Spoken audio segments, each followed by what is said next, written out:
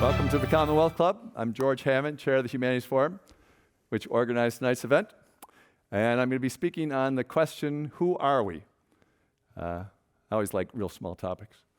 So I'm going to start with this, and I'm going to lay out my assumptions. My first assumption is we've been making up things as we go along for the last 5,000 years.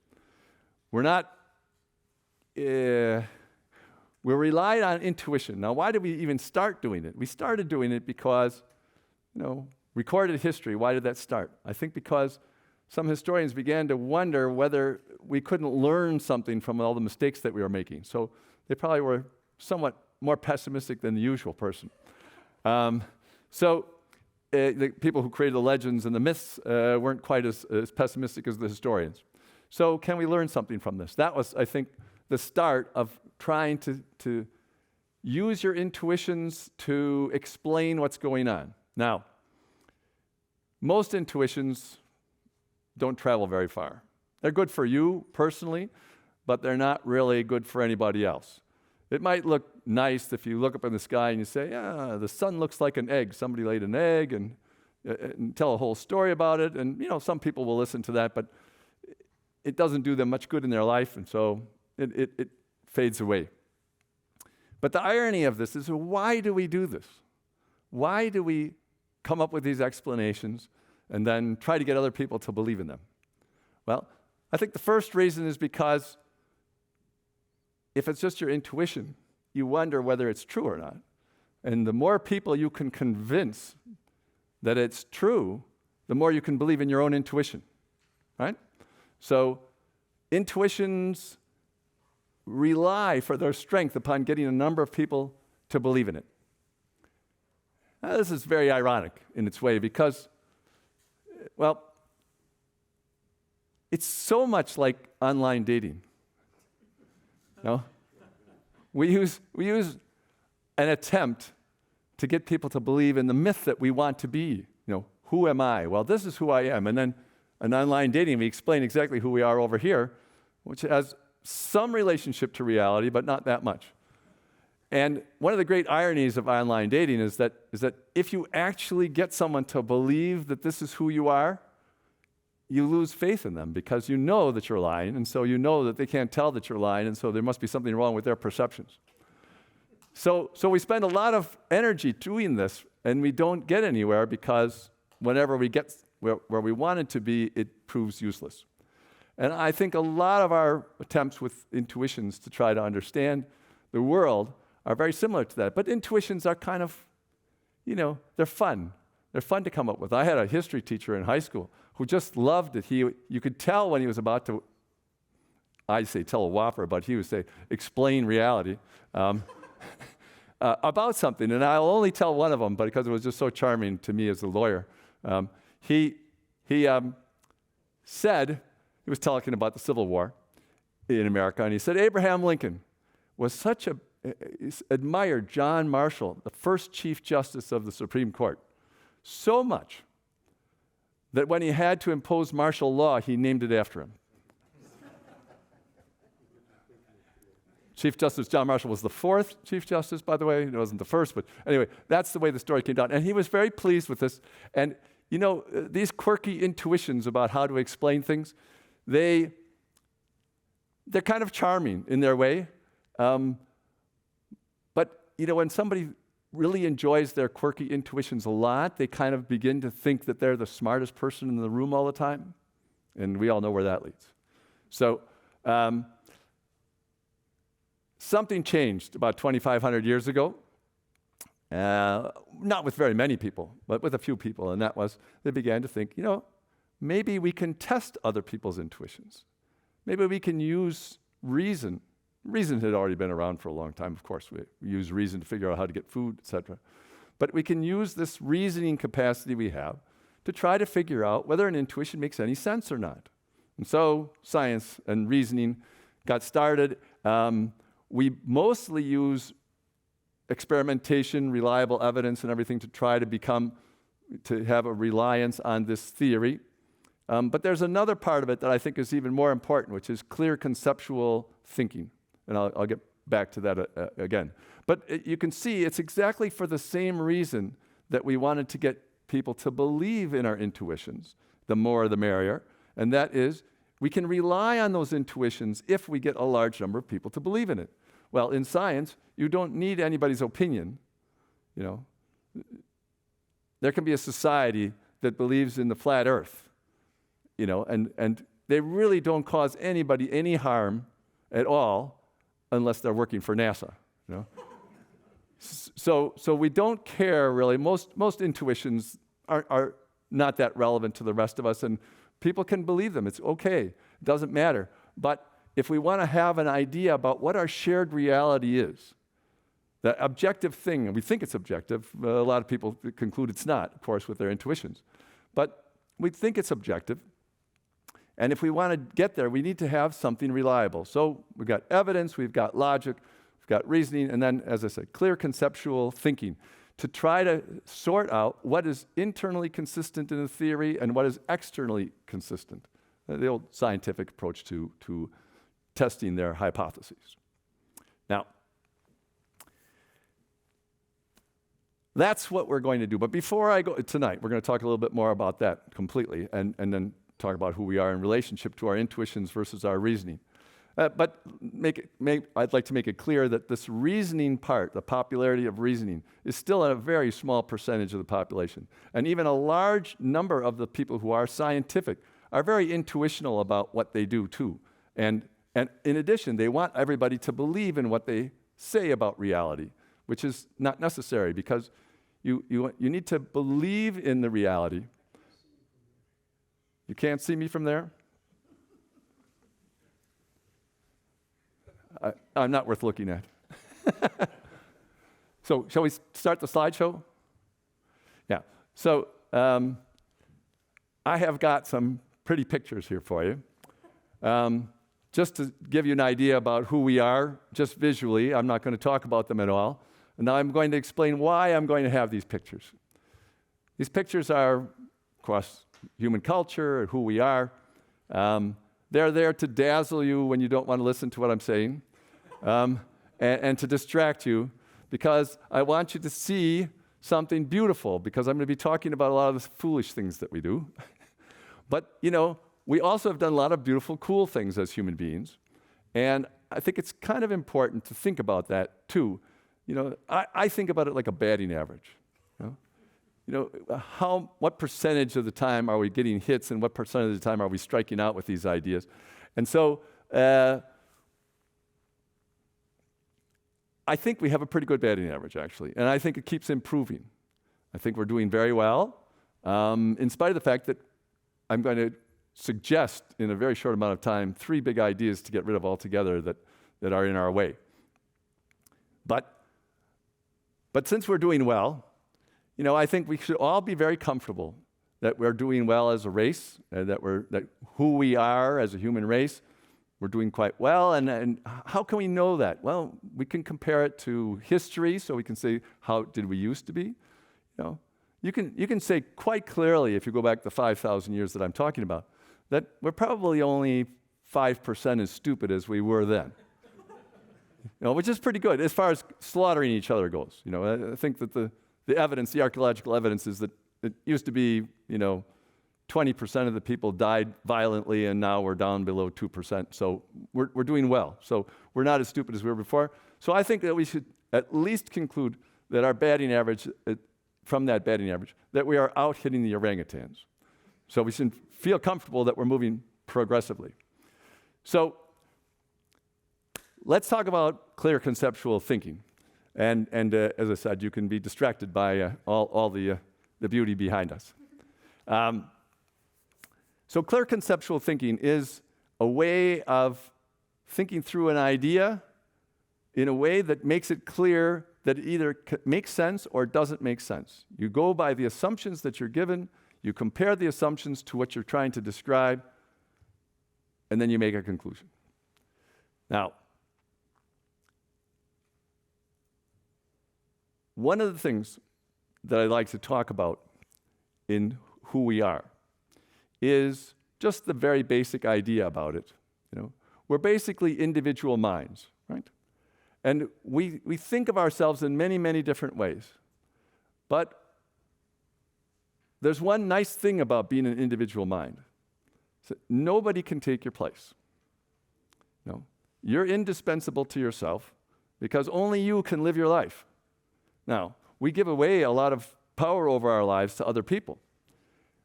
We're obedient, and I'm going to get back to that. But in giving away that power over our lives to other people, we really don't give them any power at all. Because we're always just like a 2-year-old inside. We can always say no. No, and we do. We pretend we're going along with somebody, but we really don't. And we obey externally, but we don't really do it internally. And so what's crucial is what's going on inside of our minds. So who we are individually is individual minds. We each have our own point of view. Now, ironically, one of the biggest beliefs emotionally that people have is that we are the center of the universe. Or the one person is the center of the universe. Now, this is where clear conceptual thinking comes in. You don't even have to be that clear about it. You can't have 8 billion centers to the universe. So we can't all be the center of the universe. And good luck to anyone who tries to convince other people that they are the one center of the universe and that everybody else isn't. Those kind of cults usually top out at about 1,000, 2,000 people that you can convince, and after that you kind of fail. So nobody ever gets close to 8 billion to convince them. So we have this idea, and why do we have that idea? It's very simple. Our experience is that way. Everything is going on in our own heads. We experience information that comes in from the outside. But our perception of it and everything, we turn it into perceptions and our feelings about it, it's all inside our own heads.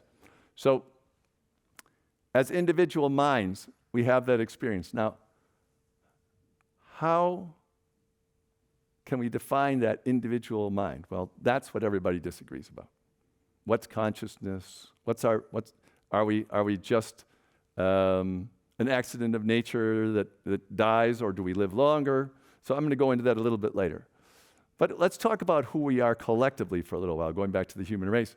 Well, we think about ourselves as families, tribes, nations. We have all kinds of groupings. But one of the things that we don't think about clearly is that none of those groupings have any experiences whatsoever. Right?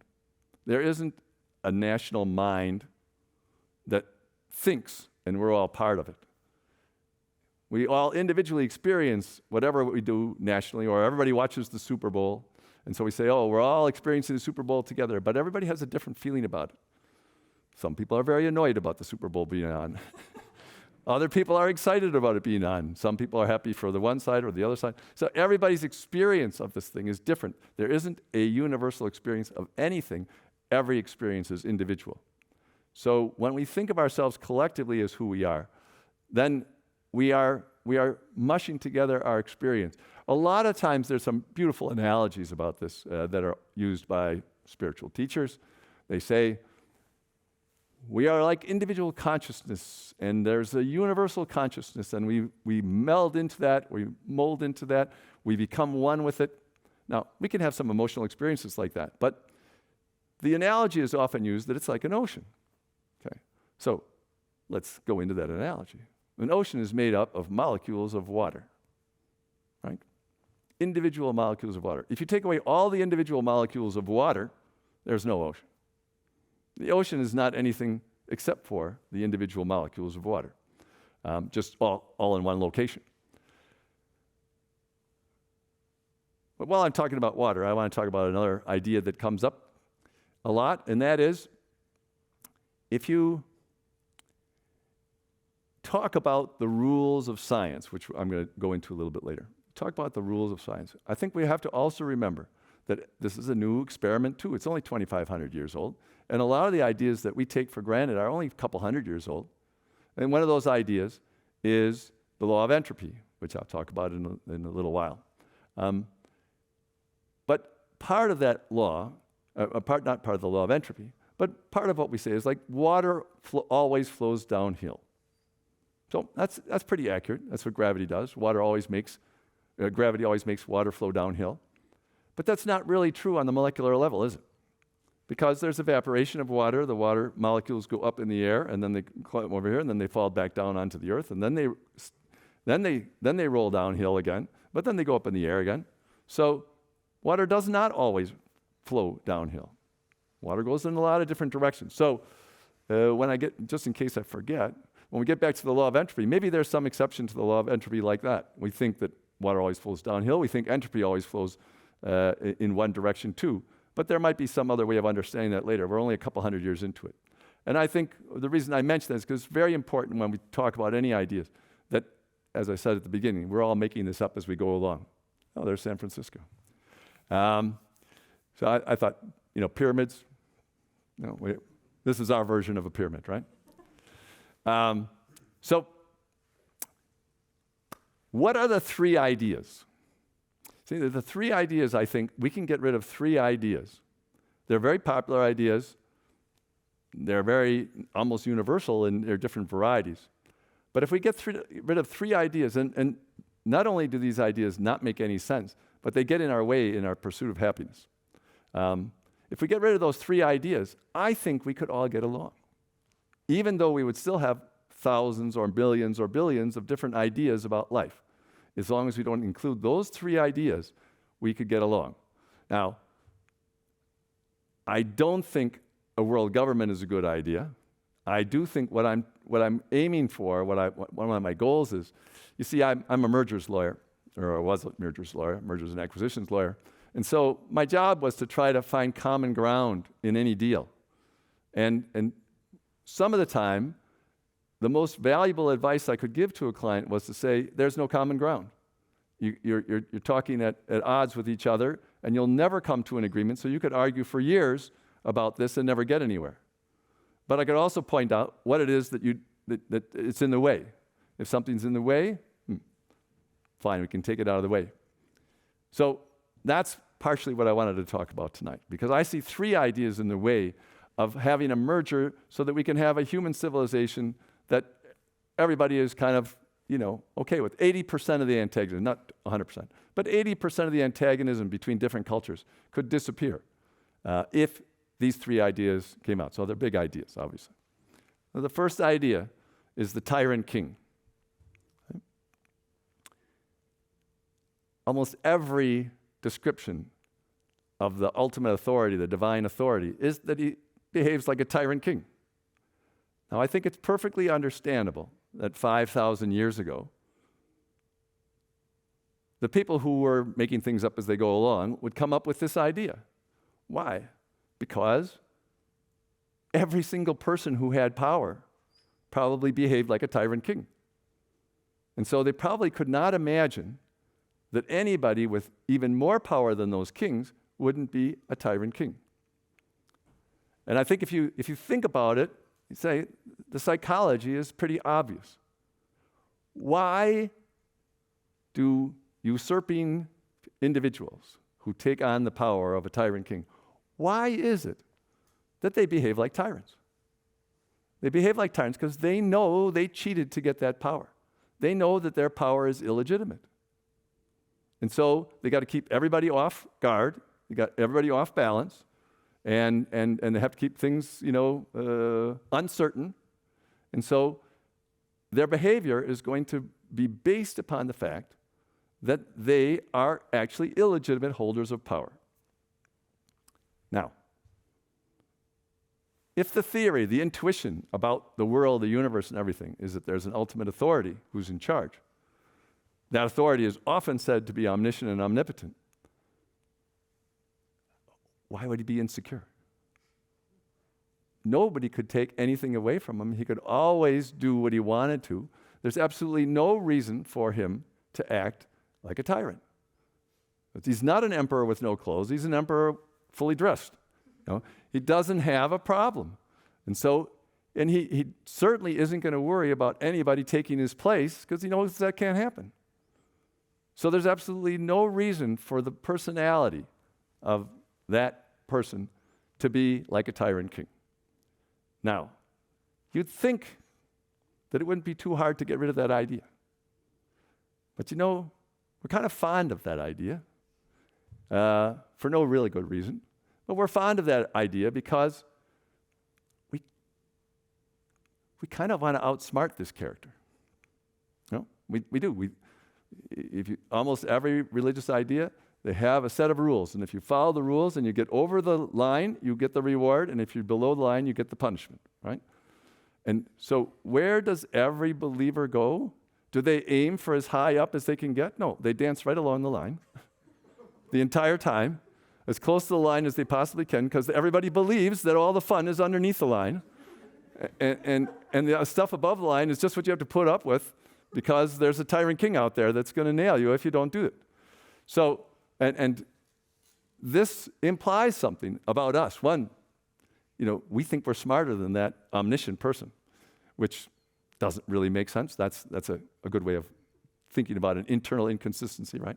So this idea about a tyrant king is just something that has scared us silly for a really long time, and it doesn't make any sense. And I'll get back to that later, what would happen to religious ideas if that idea went away. Because there's a related idea that will also have to go away, and that's rewards and punishments. Every explanation of life has rewards and punishments in it, every single one. And why?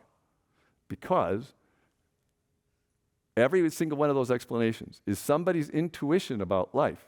And they want to get people to adjust to that idea, to believe in that idea, to support themselves in believing in that idea. And what are rewards and punishments for? What do we use them for? We use them to get other people to do what we want them to do. That's what we do it for. If there was no reason to reward or punish anybody, that would all disappear. And I don't think that there is a reason in life, the way it actually is, to reward or punish anybody for it. So this whole idea, which is used in law, it's used in politics, and I'm not going to talk about that part of it, but it's used by everybody because we're trying to get people to agree with what we want to do. Now, where does our discomfort come from with these big ideas? It really comes from the fact that other people are doing what they want to do rather than what we want them to do. We go back to being the center of the universe again, right? So this way of thinking about life, and it takes a certain amount of maturity to realize that if you're not the center of the universe, that there's 8 billion people out there, and that they're not part of an objective sort of standard of something, that you are going to have to allow them to live their lives the way they want to live their lives, to the extent that's politically and socially acceptable. Of course, we can't have total chaos. Society would never accept that. But we could do it knowing why we're doing it, knowing that we're making it up as we go along and not look for some big philosophical reason for doing it. So rewards and punishments is the second idea that has no real basis in the shared reality. And we feel that way about animals. We feel that animals don't need to be rewarded or punished for anything that they do. We may dislike them if they live with us, if they do certain things, and we reward and punish them to change their behavior. But in general, we don't feel that way about animals. And the third idea is the good and evil dichotomy. We look at good and evil as two opposing forces. But I don't think that's the right way to understand what's going on in life. Good and evil are a lot like hot and cold. So what's hot and cold? There's an objective reality to hot and cold. It's the temperature of an object, the internal motion of an object. And so we have a scale of, all the way down to Kelvin, 0 Kelvin, where you have no activity whatsoever, and then the more internal activity there is, the higher the temperature is. And what is hot and what is cold? What is hot is wherever we're standing on that spectrum, above us, sufficiently above us is hot, sufficiently below us is cold. So our temperature is 98.6 degrees. We think anything over 120 is pretty hot. We think anything under 32 degrees is pretty cold. But if our body's temperature was 150, then we would think 120 is cold, and we would think that 200 is hot. So there's an objective reality, and then there's a subjective viewpoint based upon our own internal activity. I think that's a really good way of looking at good and evil. That you live life a certain way, and it's related to the reality of what's effective and what's ineffective in trying to be happy in life. The inherent goal, this idea has been around for a long time. The inherent goal in life is happiness. It's kind of ironic because it's just an emotion in our heads, right? But that's what we're always going for. That's what all of our desires are for, is to create that emotion in our heads. It's a very complex explanation, though, that goes with that. There are certain patterns to what we do, but that basic idea is always there. And if we fulfill our desires, we experience happiness. If we don't fulfill the desires, we experience pain. But why this has been confusing in religion, sometimes people say virtue is its own reward, but almost nobody believes that. No. But that's because we don't quite have a very clear idea. We have a foggy idea about what virtue is and what happiness is and what our desires are. And we have such a foggy idea about it that sometimes people say, desire itself is the source of all of our suffering. So, if desire itself is the source of all of our suffering, then our human lives are worthless because we're just desiring all the time. Our human lives are, the whole point of what we do has been an illusion. And let me say that idea is a subtler version of the tyrant king. Because if the whole thing's just some divine joke, why we did all this, it was deception, devious. We were fooled into thinking we were individuals when we weren't.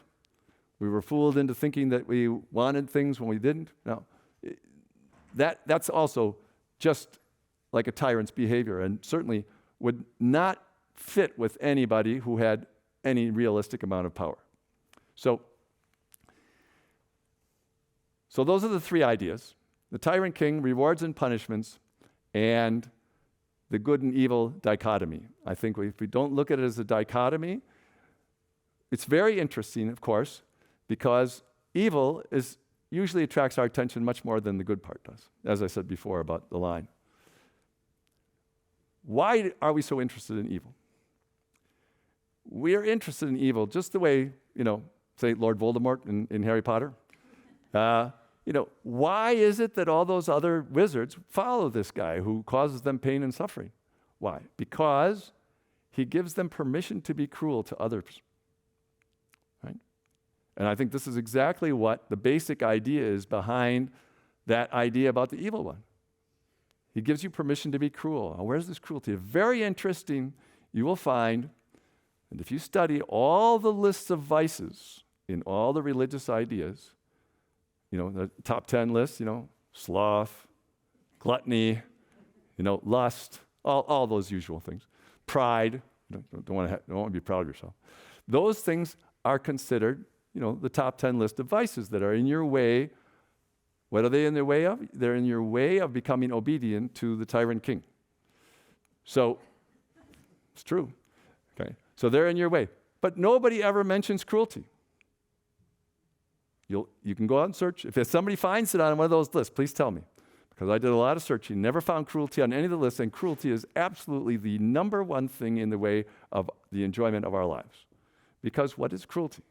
Cruelty is somebody else taking pleasure in your being in pain. The last thing in the world you want is to somebody, if somebody callously does it, if a tornado blows through and you think the tornado was done on purpose against you, you don't like it. If it's just an accident of nature, you're a little bit, you're still mad about it, but you're not as mad as if somebody's intentionally doing it, right? But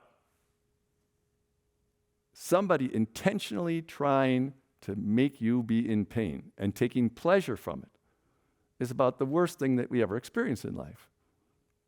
And yet it doesn't make our list of top 10 vices. And why? Because we want to have permission to be cruel, and I'm going to explain that a little bit later. because it's an important part of our psychology that we can think our way out of, but you really have to think your way out of it. It comes naturally to think this way. So those three ideas can be eliminated. And what would happen? Well, the goal, as I said before, is can we set this up so that we have a culture that goes across all of humanity, that we can all agree on certain things and agree to disagree about other things. And it shouldn't be too hard. We have a little bit of experience with this in a democracy. Of course, we're losing our taste for democracy right now because it seems easier to just hit other people over the head than it is to try to get them to agree with things. But that's because you're trying to get them to agree to things that people will never agree on. So like a good mergers lawyer, you say, okay, that's an idea. That's a non-starter. Just forget about the deal. You're not going to have the deal if you think that has to be on the table. But these three ideas, actually, because they don't make sense and because they get in the way of our happiness, can be taken off the table. Now, a lot of people say, when you say things like that, George, it just sounds so ridiculous. How do you expect to revise religions on some of their basic ideas? I said, well, it's been done before. Human sacrifice used to be part of a lot of religions. And, it's lost its luster in the last couple thousand years. So there are ideas that you can take out of the idea and still keep what it is that was going on that was important there. So I would say that the vast majority of people will still be intuitional and therefore religious in their approach to life, in their beliefs in life. And they will have an idea that there's some divine authority, there's some afterlife, and that virtue is the path to get the reward of going to the afterlife. Now, I know that's internally consistent with what I said about rewards and punishments, but I don't expect that part to disappear.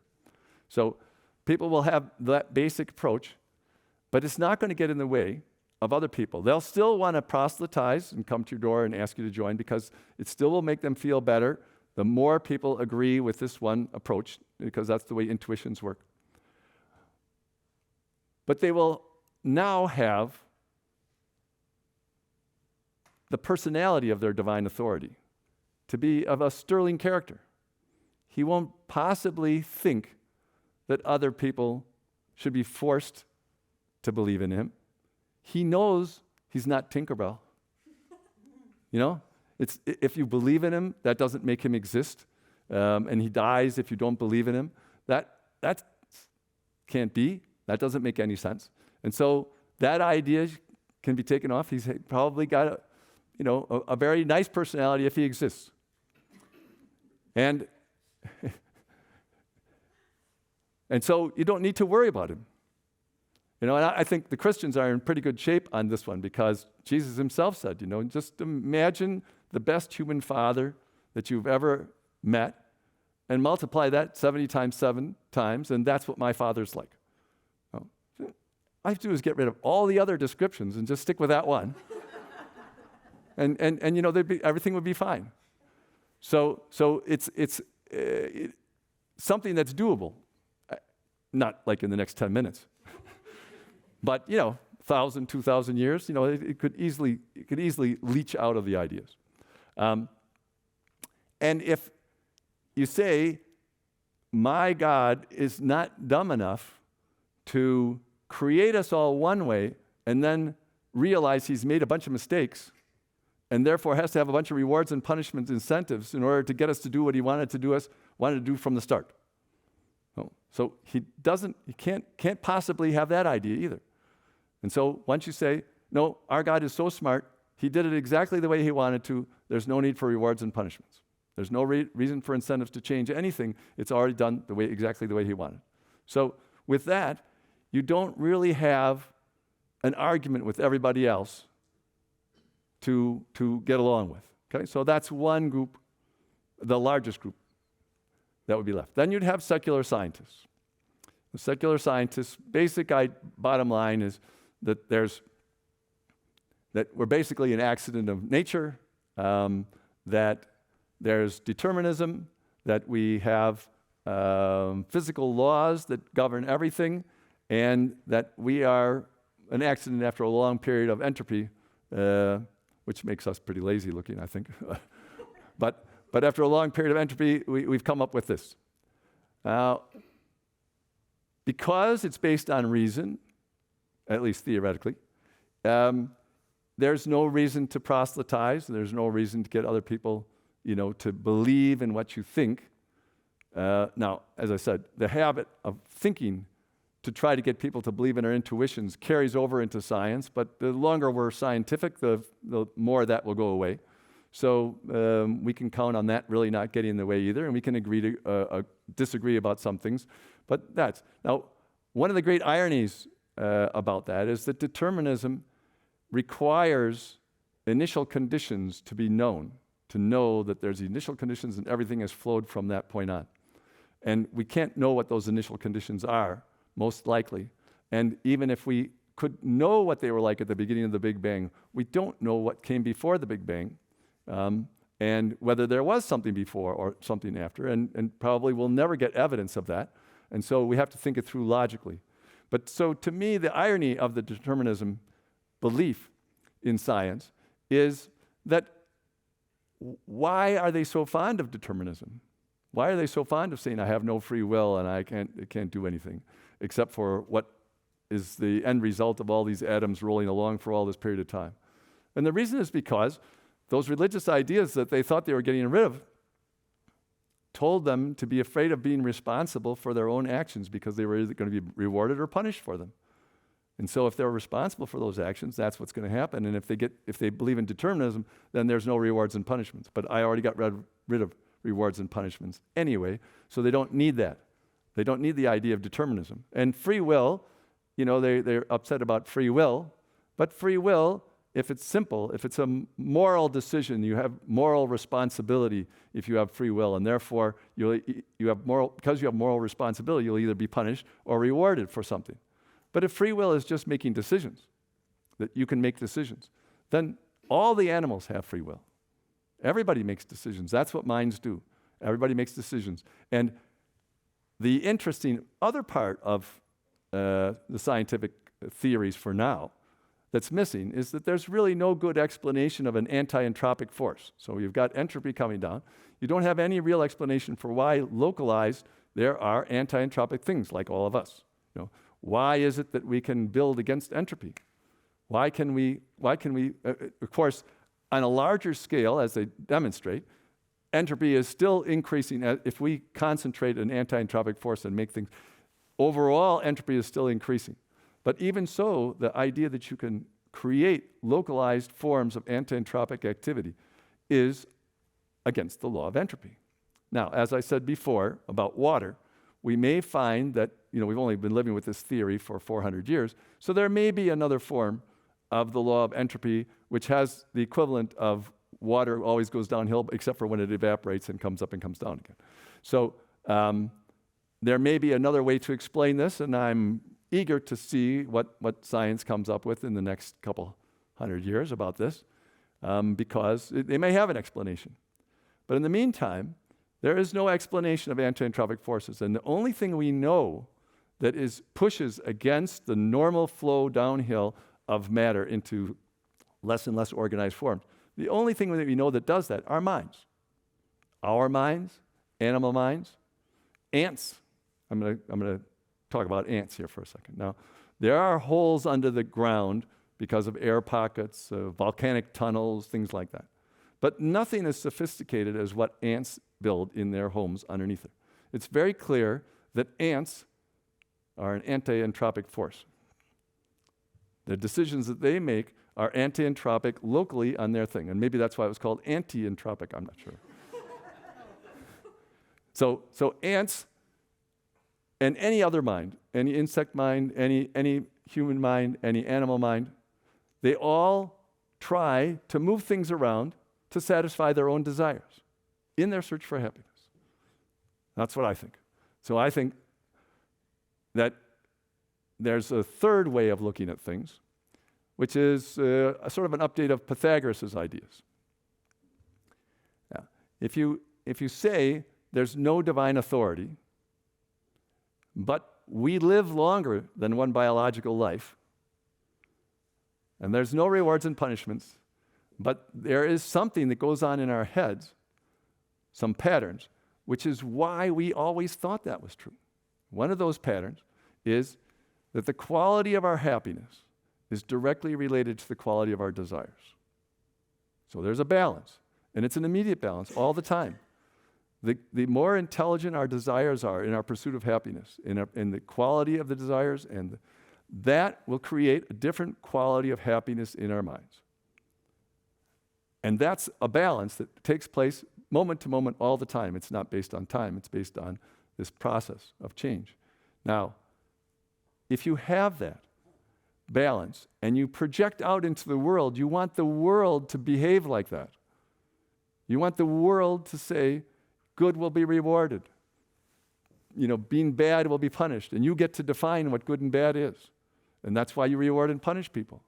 But it's just from your own mind projected out onto everything else. Because, to be quite honest, you can always outsmart that process. And now, I said that there are no rewards and punishments. People are saying, okay, yeah, but if he's wrong, and I die and I go to hell, I'm going to be really, really mad. So I'll give you some advice just in case I'm wrong. So say I'm wrong, and you go to hell. Then you have to learn what a lot of people have learned. That is, you can get around the punishment by beginning to enjoy it. This is what masochists do. And so if you can outsmart the whole game by realizing that all you have to do is shift your desires when you're punished to saying, I deserve that punishment. I'm happy to get that punishment. And therefore, you've just ruined hell. So if I happen to be wrong, remember that. You won't be so mad at me. But really, if you think about it clearly, you'll see that it's true.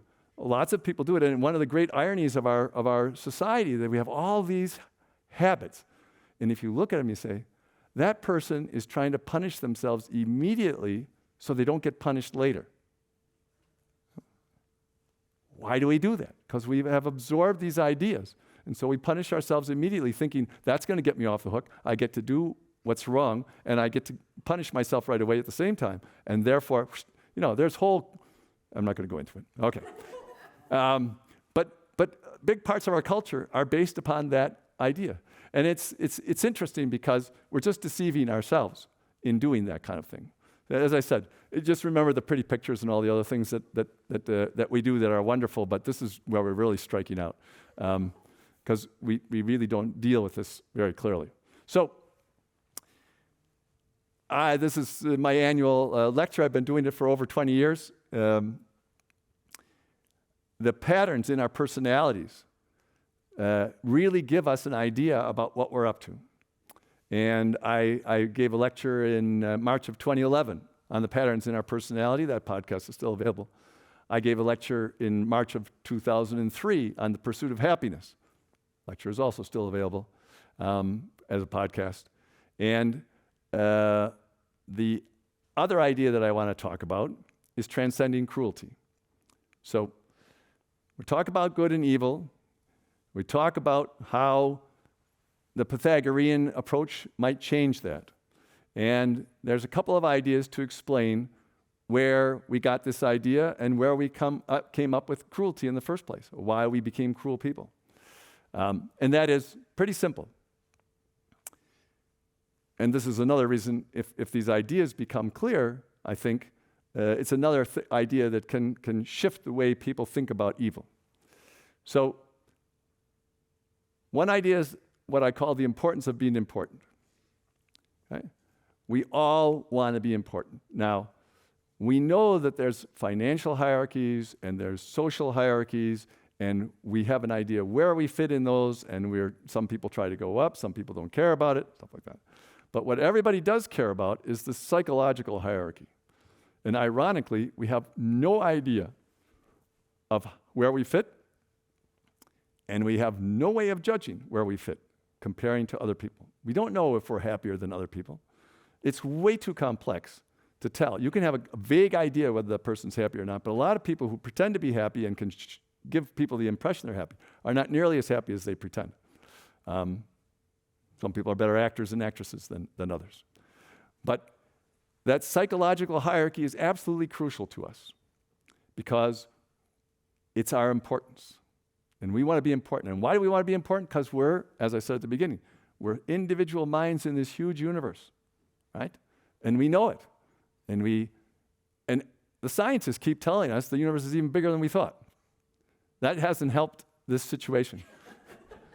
You know? It was enough when you lived in Europe and you saw the big ocean and you said, we're on a little piece of land surrounded by water. I'm so small, Yeah, okay, so you've only been around, even human beings have only been around for a couple million years, and a million years is nothing. It's been 14 billion years since the universe exploded into reality, and we're not even sure if that's when it started. So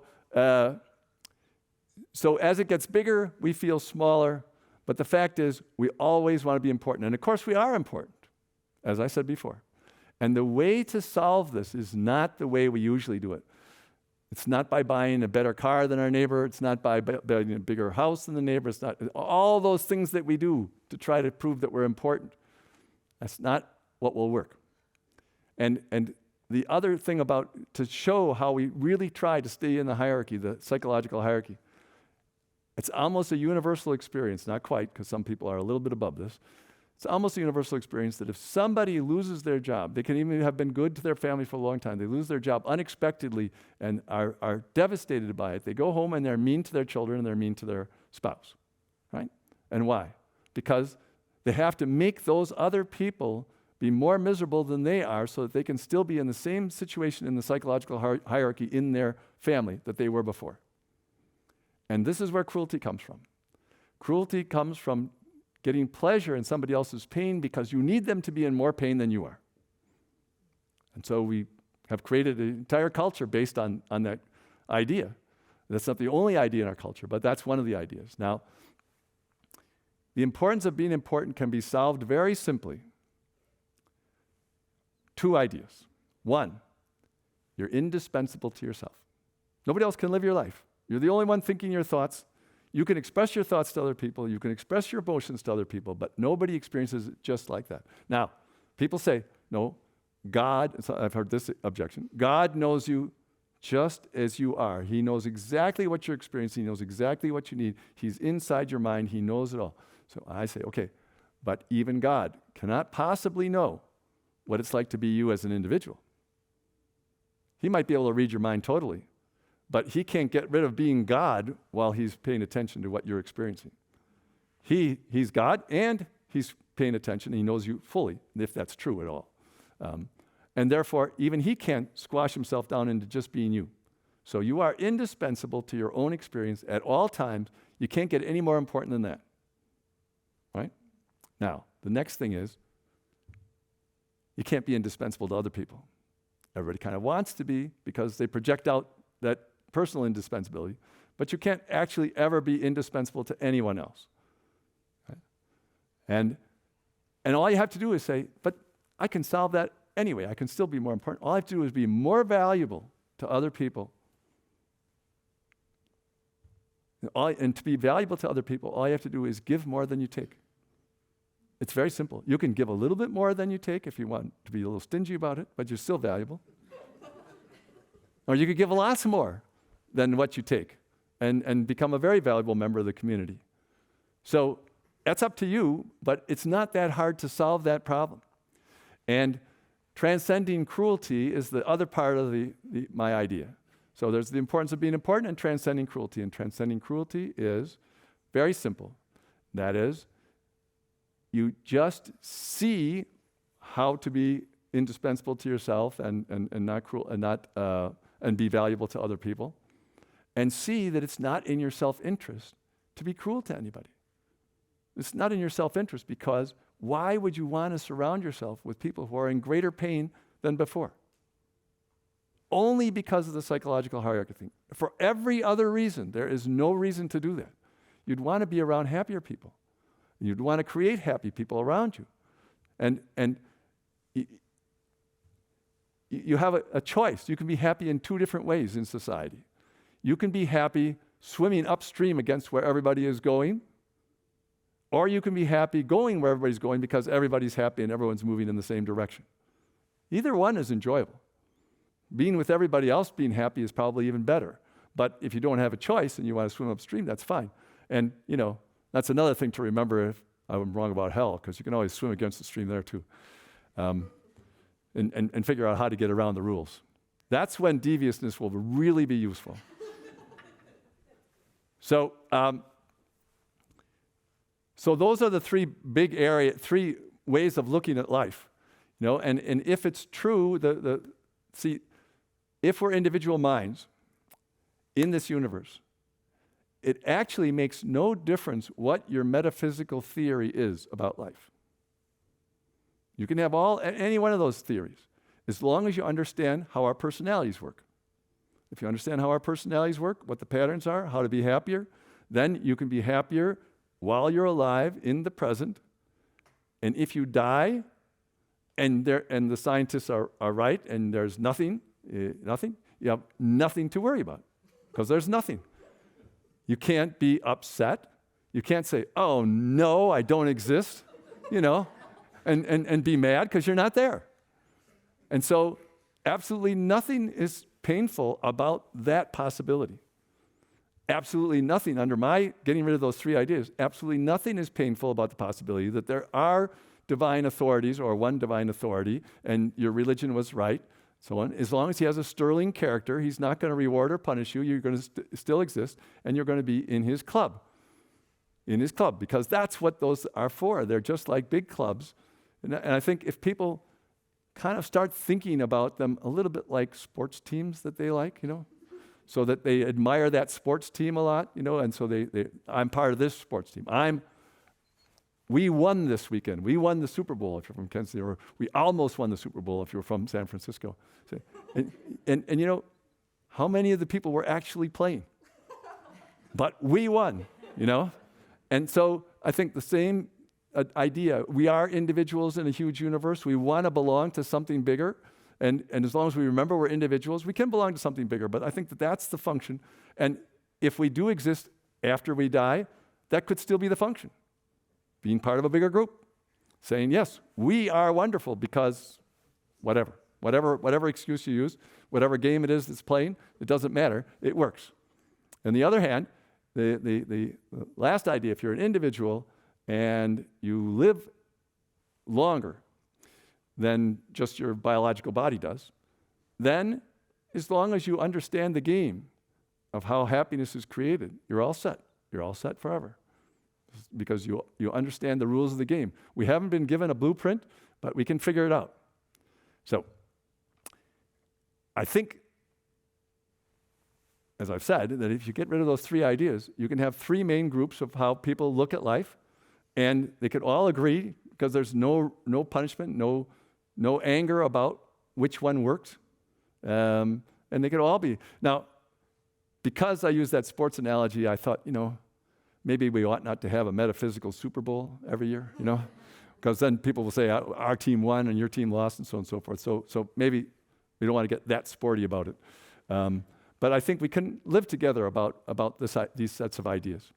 So the goal of the clear conceptual thinking is to come up with what our shared reality actually is. That was the point of the Greek transformation into using reason. And who we are, we are these individual minds. Either we're going to be part of a group that's a religious group and use our intuition and belong to that group, or we're going to be scientists and think that we die and that we no longer exist. And nobody's going to punish the scientists who die and then they still exist.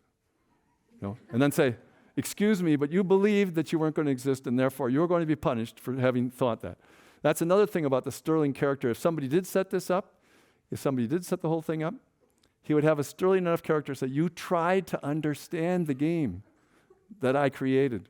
Nice job. I mean, you're far off, but you tried to understand the game, and I appreciate that.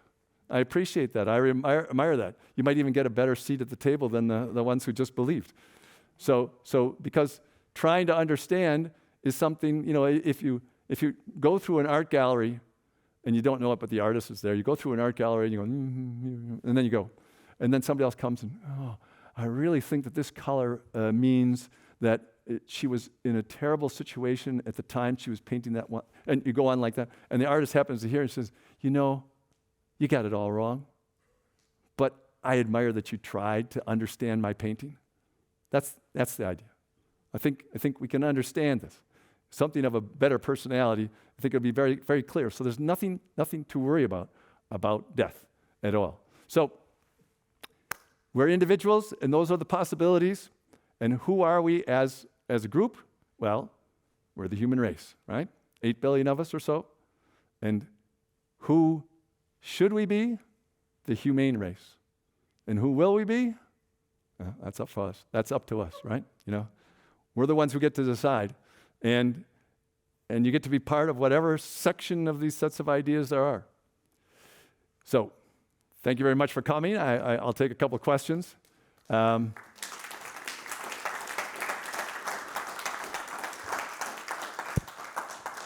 have one question that came in early. It's from a distant relative of mine named Edmund Kuhl, and he asked me, I have always relied on my intuition, and it works very well all the time. Why should I care what our shared reality is?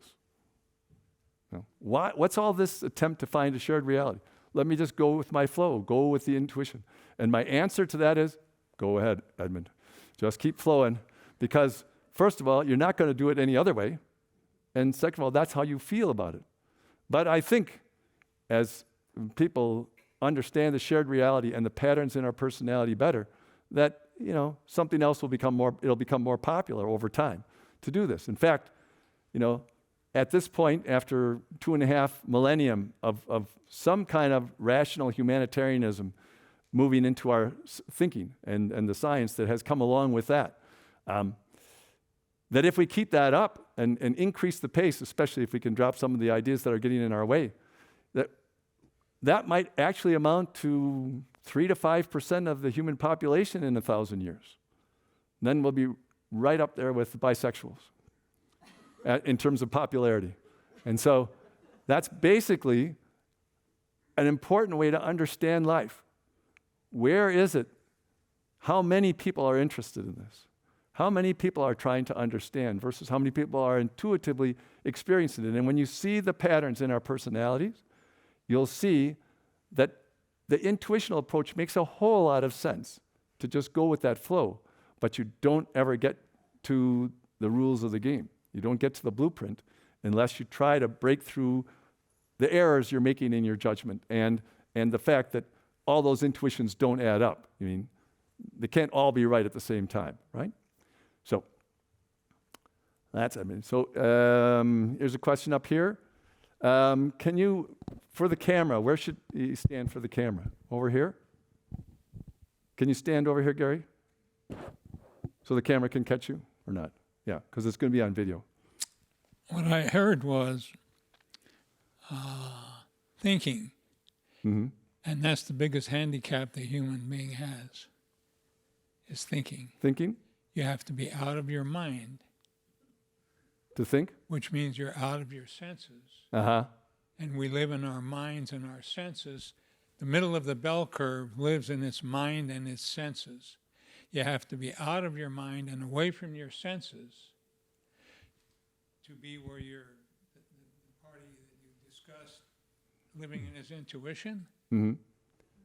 That's the comment I would make, because everything you talked about was about being in your mind and thinking, and that creates misery, because there's no solution, there's no end to that kind of thinking. Well, my comment, I thought you might say that. My comment, I know Gary very well. Gary and I have been friends for about 15 years here, right, Gary? and we agree to disagree about this, and we're still friends. You know, it's a very good example of what I'm trying to accomplish. But I think there is a solution. And I have a couple of handouts, actually, that lay out the principles, the patterns in our personalities, and that I arrived at by thinking to say what it is. And that will save everybody all the misery that you're talking about, Gary. Because it's not a misery if you make progress in your thinking towards something. And if you think that there's a final solution, a state of perfection, that state of perfections are static. And anything that's static doesn't meet with life. I won't go into that. That's another an hour's discussion. But I think the idea of perfection is another one of the illusions that we have. Now, I want to talk about one other thing, and that is a lot of people in thinking about do we have a life past, our biological life? And what a lot of people don't realize or don't think about, first of all, this has been speculated on for a long time, but our dreams every night are living in a world of light, right? Inside of our own minds, we create all these things. And if you're fresh when you go to sleep, before you fall asleep, the images start coming into your mind, right? And you can actually see in your own mind clear images taking place, and then you drift off to sleep. But where are those clear images being created? It's almost like you have an internal movie screen, but what you have is you're working with this light. And there's all kinds of stories in the last century because of better medical information and techniques, all kinds of stories about near-death experiences that people have. And it's interesting that almost all of them match up with whatever the person's belief is about life. So it's a little bit like, somebody visiting New York City, and they go to Times Square and they say one thing about New York City. They go to the Harlem, they say another thing about New York City. So everybody is visiting different parts and they're describing it differently. But one thing that's true for everything is that there's light. There's beings of light. They're a being of light. Other people are beings of light. Now, this sounds a little bit mystical, and I'm going to try to take some of that out, some of that mysticism out, because every single day, every single person is dreaming, and their mind is a being of light, dreaming dreams inside their mind, right?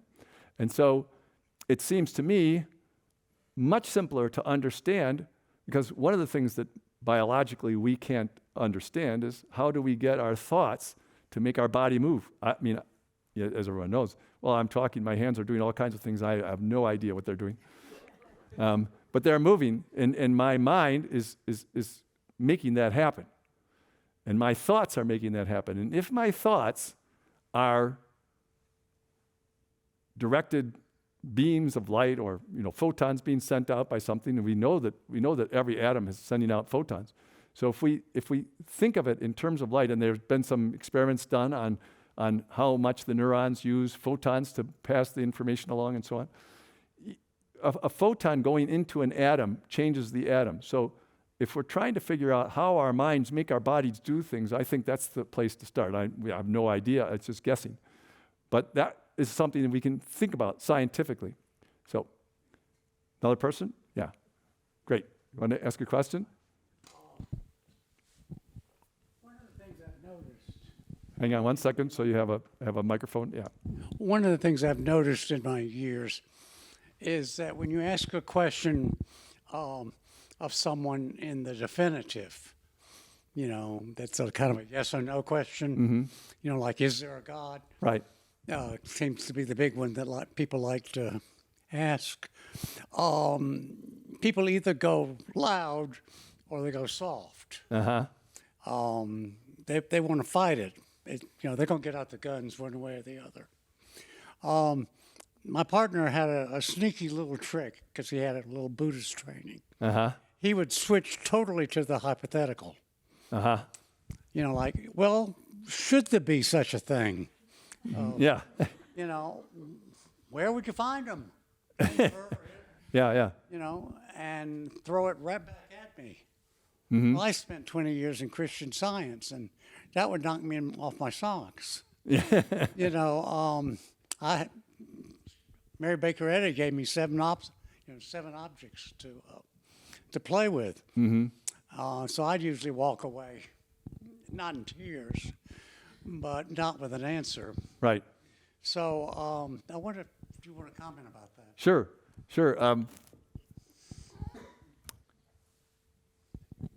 It's one of the reasons that I'm very interested in this topic and saying it in a philosophical way, because there's really no reason to argue with people about what they think is true about life.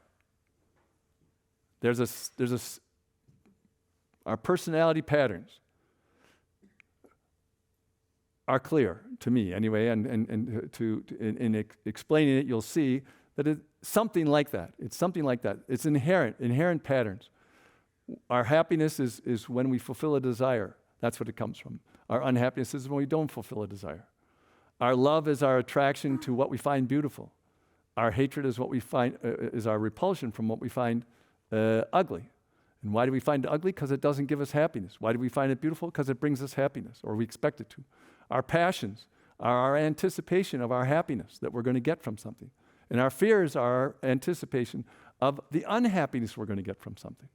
So there's a pattern to it. But the qualities of it are all, it's very subtle, and there's a lot to explain about it. So, but when it comes to this religious idea and the discussion, if you do it in a hypothetical way, and you don't say, no, you've got to think my way. We don't, people don't even aren't willing to agree that 2 + 2 = 4. Some people say, well, when you go on the surface of a sphere, then it can equal more than 4. Well, yes, but it's no longer a flat plane, and that's where we were, So yes, of course, we can change the boundaries, and then you have a different answer. That doesn't really go against the principle. And the principles are clear, and I think that's where we have common ground, or we can get common ground, and the more common ground we have, the easier it will be to get along. But I also would like to say that there's no reason that we all have to get along, clearly, because we don't. And history shows what happens, and even so, we're much less violent than we were 5,000 years ago, and we're much less cruel in many ways. And the institution of slavery, which is absolutely terrible form of cruelty, and also a very, very much based on the importance of being important, that also is, kind of on its way out. We're kind of very slowly catching on as to what it is that could make us all a little bit happier living together. But if we never catch on, life is still way worthwhile. There's all kinds of beautiful things going on, all up and down, all around the world. There's all kinds of awful things going on, but, contribute to the better things. Like my father said when he came in one time, and my brother and I were playing, and we were knocking over each other's blocks. He walked through the room, and he paused, and he looked back and says, boys, be constructive, not destructive. It's the civilized thing to do.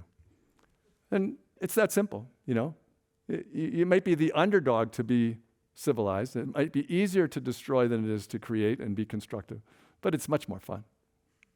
And you're not surrounded by as many miserable people.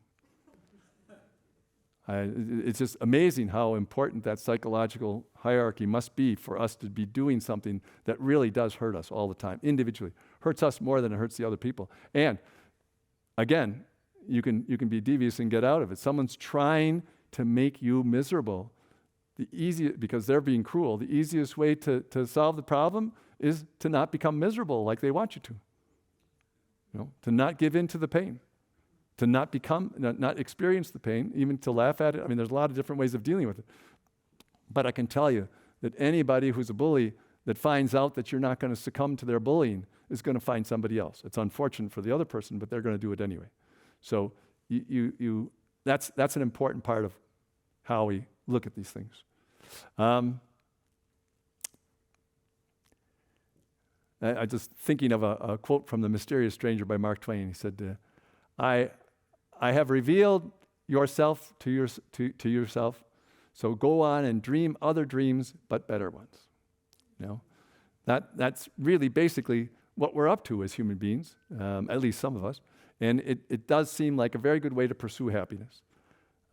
But while we're doing it, it's very important to be realistic, I think, because otherwise we get off in a dream world and then we don't accept the reality of every individual pursuing happiness and doing it their way, not our way. And that's why I say that there is no myth so irrational that no one will believe it. And there is no truth so obvious that everyone will accept it. So we're not trying to get everybody to agree. That's not necessary.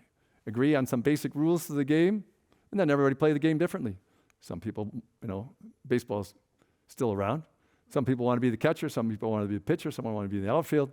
Some can be good at offense. Some are better at defense. It all makes for the game to be interesting. The only thing we don't want are the cruel people. The only thing that really ruins the game are cruel people.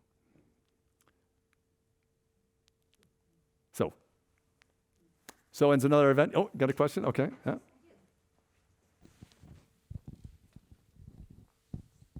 Thank you.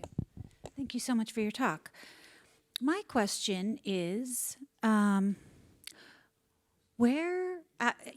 COVID, so many people are online, and also when you hit a certain age, you're not exposed to maybe education, or maybe you're not as communal as you used to be. Where do you have these discussions? Not arguments, but discussions about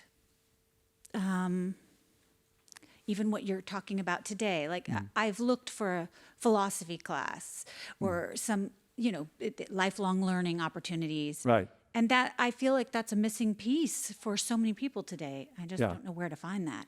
I think that is. I think one place to do it that I do it is in the checkout at the grocery store. There's a Marin Philosophical Society up in Marin County, and there's the Osher Lifelong Learning Centers that have courses on things like that allow discussions. There's a lot of things around, and if you want to, you can just go to Berkeley campus, join some classes. You can audit them, things like that. So you can get in on a lot of things as an adult in the Bay Area. This is a great place for doing exactly what you're saying. There's a lot of opportunities for that. From Institute's another one. And there's something called the Commonwealth Club, where we do this all the time. All right. Anyone else? One more question right there. Oh, one here? Okay, great. Yeah, hi. My question is what is your opinion on thinking about this from a competition standpoint, competition for resources, getting and to that. So cruelty could come from competition between groups. Right. So I would call that, I would change a little bit and say that's callousness as opposed to cruelty. So you don't care about the other group. In fact, you want them off the land.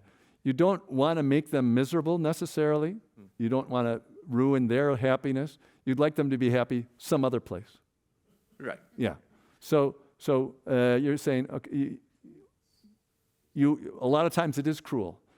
At least some of the players that are engaged in that. You could go back to how the United States developed the West and wiped out the Indians. That some of the players were Native American. downright cruel, right?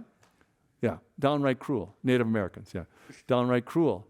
And so, but not that many were downright cruel. It was accidental that the diseases killed so many people. That wasn't intentional. It might have been callous, especially once they figured out that it was happening.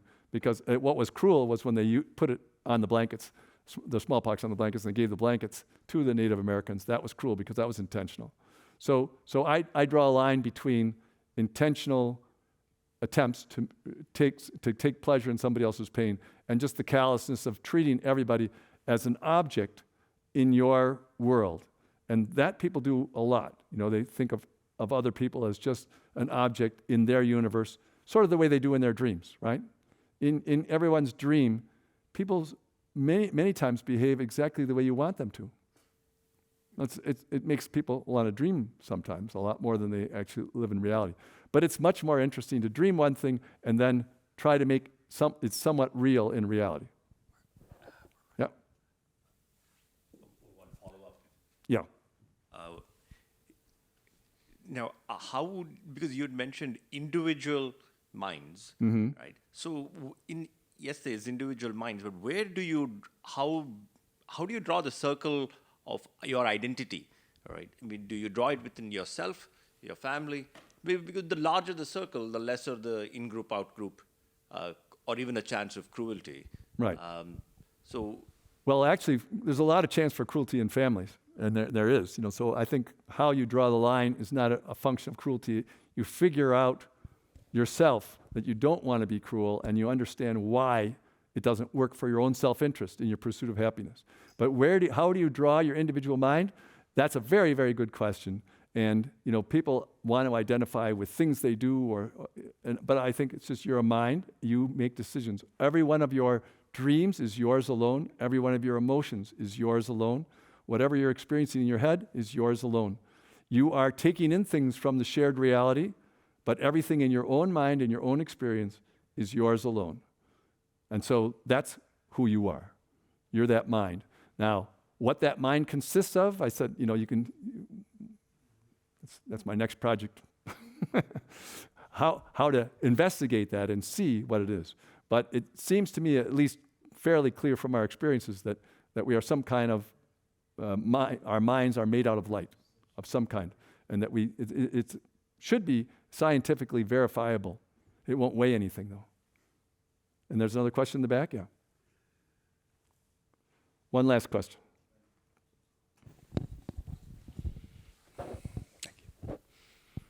Thanks very much. It was a great talk. Thank you. Yeah. Extremely interesting. I was intrigued by the pictures that you were showing behind you and trying to work out whether there were connections between what you were saying and the pictures. And sometimes there were and sometimes there weren't. But one of the things that struck me most forcibly was that numerous of the pictures either were of crowds or implied crowds. Right. And what intrigued me about that, and you were talking about individuals seeking happiness, is that many of us seek happiness in crowds. We seek happiness in the subsuming of our identities in crowds. Right. So how does that square with an individualistic approach to who we are? And that's why I put the picture. I did intentionally do crowds. I wondered. Yeah, who we are, and this is how we define ourselves. We do. There's a lot of religious things. There was a lot of sports things.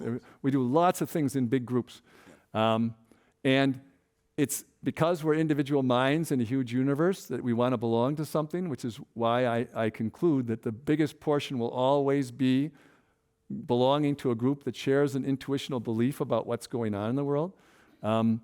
But that can be modified to be more generous to everybody outside the group. Just as somebody was saying before, how can you be generous outside the group? But I do think that one thing that is really crucial and that cruelty gets in the way of is friendship between individuals. We are individual minds, and people talk about becoming one with another person in marriage. Nobody ever becomes one, right? But you share a lot and you understand a lot. And what people like about that is just the opposite of cruelty. You've chosen a friend and you start to pay attention. What can happen? What can I do to make that person happier? Instead of what can I do to make that person unhappy so that I get the pleasure from their pain, I get pleasure from helping somebody else become happier. Now, if that were adopted, our cultures would change tremendously. And it is adopted on a small scale all the time by lots of people. Some people who are very happy and in difficult circumstances and everything, but they live their lives that way, and that produces so much high-quality pleasure that they live a happy life, no matter what their circumstances are. They can even be slaves and do it. So, because they're still in control of that part of their life. So I think that's one of the conclusions that individuals make in dealing with other people. Do I treat them as another individual mind or as other individual minds in their own pursuit of happiness that I can help with? Or, and even people who create television for us, and all that kind of stuff. It's helping all kinds of people in the abstract. Or are other people just objects for me to manipulate, in which case you can't have any relationship or friendship with them. And I think as long as you're gaining happiness from that other individual's existence, and especially in improving it, then your motive and everything else is working to make that a very high quality of form of happiness. The only thing that is undercutting about it is the other person can not accept it, right? So if you say they have to react positively to what I'm doing for them, then you've gone over the line, because now you're usurping their decision. But if you really treat them as another individual, you can say, "Hey, sir," some of the time, and this works really well when you have teenagers. Some of the time they're going to say, even though you're out for their happiness, they're going to say, "You're in my way." And you're absolutely right. They're absolutely right. You are in their way. And all those of you who remember being teenagers, you know that the parents get in the way, even if they're in your favor and trying to help you be happy. So because everybody has to make their own decisions, and that begins at a certain stage, can start at 2 years old for some, but at every stage it's a wonderful thing when it happens. It is indeed. Excellent. Thank you. And Okay. I think you must have been a very exceptional mergers and acquisitions lawyer. Well, I was able to afford doing all this free hobby for the last 20 years. So it did work out all right. All right, so thank you very much.